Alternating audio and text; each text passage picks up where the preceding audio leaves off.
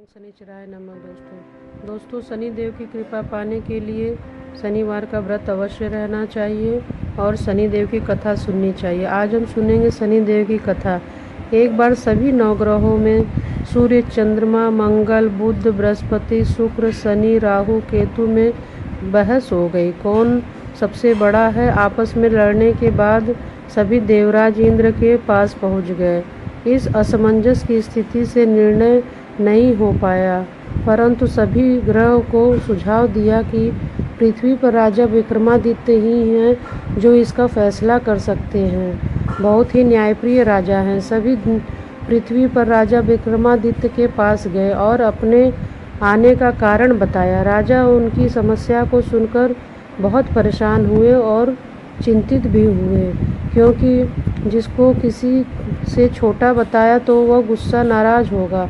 राजा के काफ़ी सोच विचार के बाद उन्हें एक उपाय सूझा। उन्होंने स्वर्ण, रजत, कांस्य, पीतल, सीसा, रागा, जस्ता, अभ्रक, लोहे से 9 सिंहासन का निर्माण करवाया। उन्हें उपर्युक्त क्रम से रख दिया। सबसे निवेदन किया कि क्रमानुसार सिंहासन पर आसन ग्रहण करें। शर्त रखा गया कि जो सबसे अंतिम में सिंहासन पर ग्रहण करेगा वही सबसे छोटा होगा। की वजह से शनिदेव सबसे आखिरी में बैठे। इससे वह क्रोधित हो गए। सोचे कि राजा ने यह सब जानबूझकर किया है। कुपित होकर राजा से कहा कि राजा, तुम मुझे नहीं जानते हो। सूर्य एक राशि में 1 महीना, चंद्रमा 2.25 महीने 2 दिन, मंगल 1.5 महीना, बृहस्पति 13 दिन, बुध और शुक्र 1 महीने विचरण करते हैं। लेकिन मैं 2.5 से 7.5 साल तक रहता हूँ। मैंने बड़े से बड़े का विनाश किया है। श्री राम जी की 7.5 आने पर उन्हें जंगल जंगल भटकना पड़ा और रावण की आने पर लंका को बंदरों ने परास्त किया। शनिदेव ने क्रोधित होकर राजा से कहा कि अब आपको सावधान रहने की जरूरत है। इतना कहकर शनिदेव कुपित अवस्था से चले गए। एक समय गुजरता गया। काल चक्र का पहिया घूमने लगा। राजा की 7.5 आ गई। तब शनिदेव घोड़े का सौदागर बनके राजा के राज्य में गए।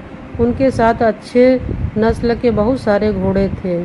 जब राजा को सौदागर के घोड़ों का पता चला तो अश्वपाल को अच्छे घोड़े खरीदने के लिए भेजा।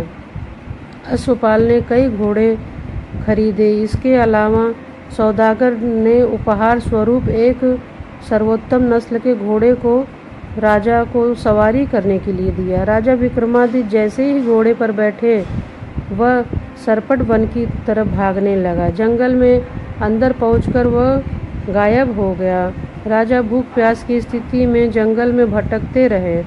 अचानक उन्हें एक ग्वाल दिखाई दिया, जिससे राजा ने पानी लेकर अपनी प्यास बुझाई। राजा ने प्रसन्नता से उसे अपनी अंगूठी देकर नगर की तरफ चले गए।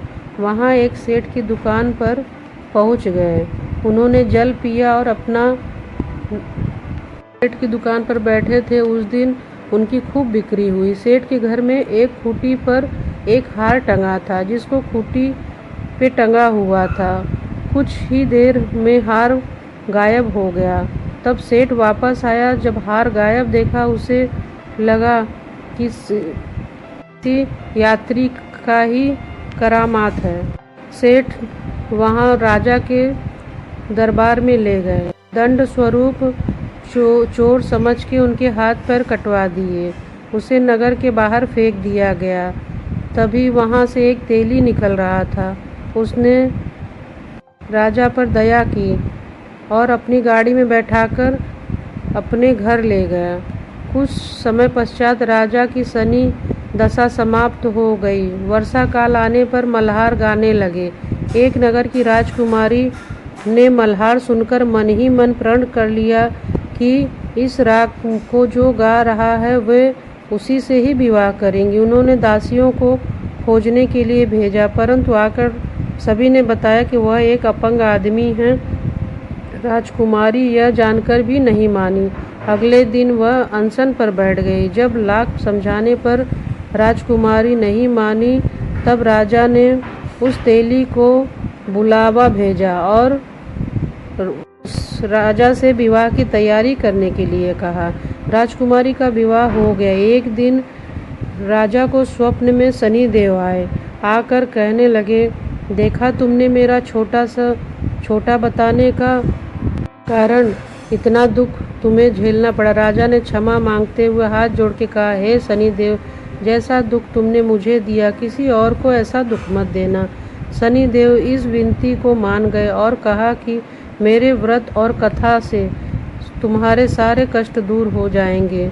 जो भी नित्य मेरा करेगा कथा और चींटियों को आटा डालेगा, मैं उसकी सारी मनोकामना पूरी कर दूंगा। शनिदेव ने राजा के हाथ पैर भी वापस कर दिए। दूसरे दिन जब राजकुमारी की आंख खुली तो वह आश्चर्यचकित हो गई।